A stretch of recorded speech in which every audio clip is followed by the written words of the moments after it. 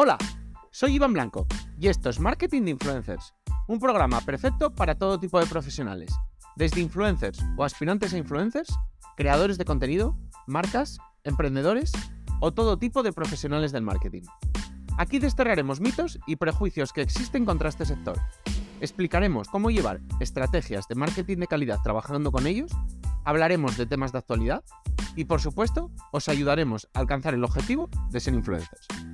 No os olvidéis suscribiros en cualquier plataforma de podcasting para estar atentos a nuevos episodios y dejar 5 estrellas si me escucháis desde Spotify. Abrocharos los auriculares, que comenzamos.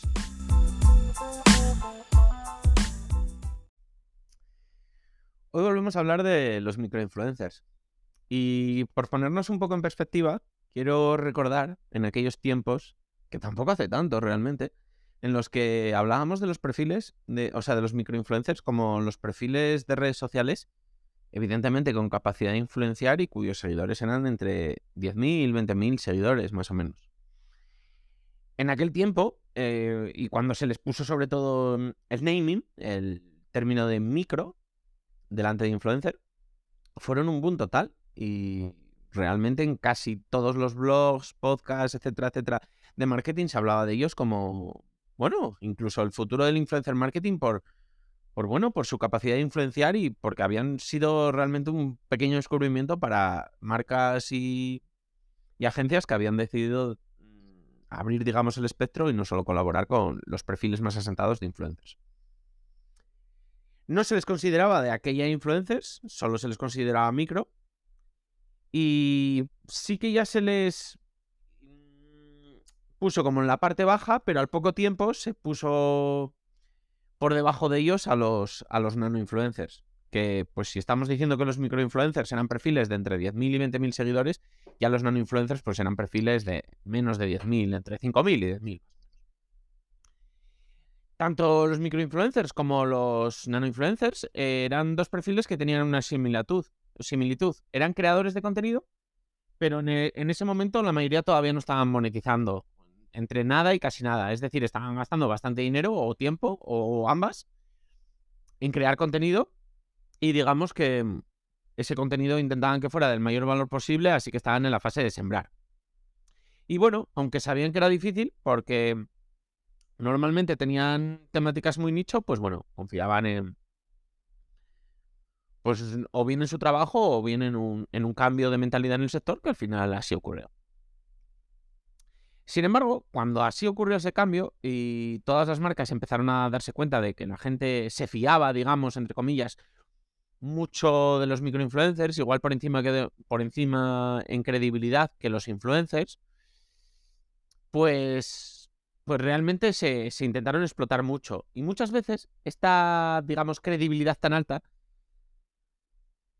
realmente venía dada un poco porque no habían hecho colaboraciones. Por tanto, digamos que su barrita, vamos a hablar de una barrita de colaboración frente a una barrita de credibilidad, pues si tienes la barrita de colaboración llena, porque no la has gastado todavía, pues digamos que la de credibilidad también la tienes llena.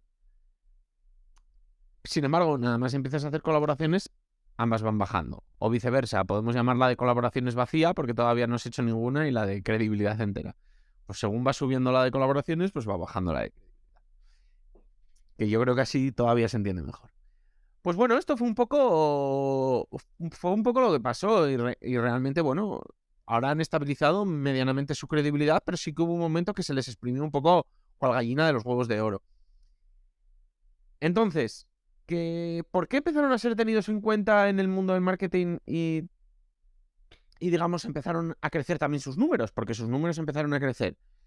Pues bueno, aquí viene a ser un poco, digamos, el cuento del huevo y la gallina, ¿qué fue antes? Porque no sabemos si empezaron a ser tenidos en cuenta porque por el mundo del marketing y con consecuencia sus números empezaron a crecer o viceversa. Pero lo que sí sabemos es lo siguiente.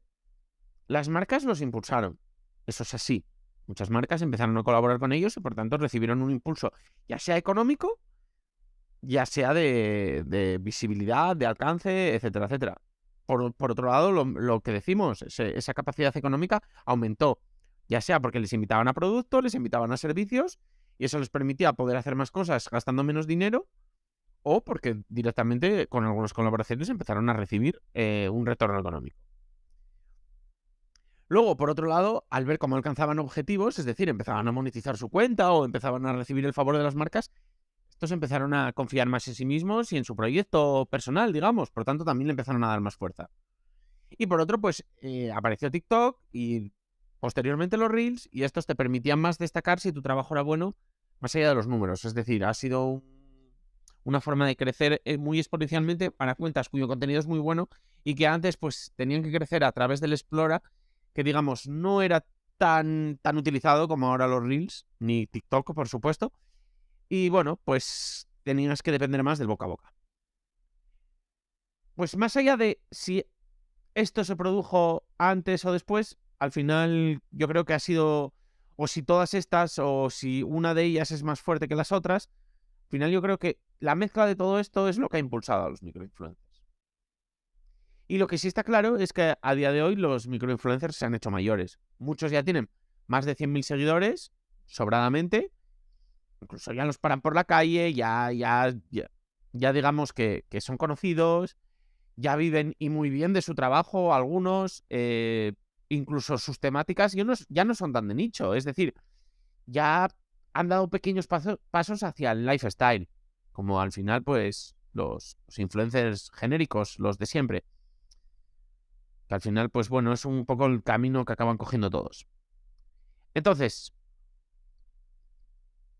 expuesto todo esto, ¿cuál es un poco el problema? Pues que ahora mismo para las marcas ya no son una ventaja competitiva, porque una de dos, ya no son tan baratos y lo que hablábamos antes de la barra de credibilidad frente a la de colaboraciones, no son sus primeras colaboraciones, por tanto, digamos que ya no tienen esos niveles de credibilidad que tenían en sus inicios. Por tanto, muchas marcas ya están explotando más a los nano-influencers. Pero claro, aquí entramos un poco en una disyuntiva. ¿Es que los microinfluencers de los que estoy hablando son una serie de perfiles que ahora se han convertido en influencers y por tanto los nano-influencers que estoy mencionando ahora no son sino más que unos nuevos microinfluencers? Pues es un poco la duda que genera. Lo que está claro, y lo hablábamos antes, es que los números de muchos microinfluencers han crecido y sobre todo los Reels y TikTok han ayudado o han impulsado a que esos números han crecido. Sin embargo, hablaremos en próximos episodios de si los microinfluencers se han hecho mayores o simplemente algunos microinfluencers ya no son microinfluencers.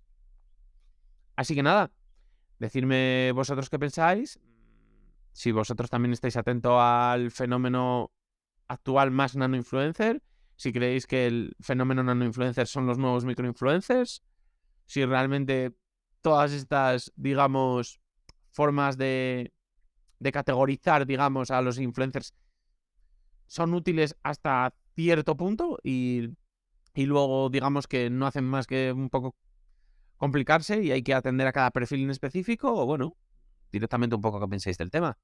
Ya sabéis cuál es el mail, hola@marketingdeinfluencers.com, y lo que os he dicho, vamos a hablar más de este tema en profundidad a lo largo de los siguientes episodios. Así que nada, nos vemos. Adiós.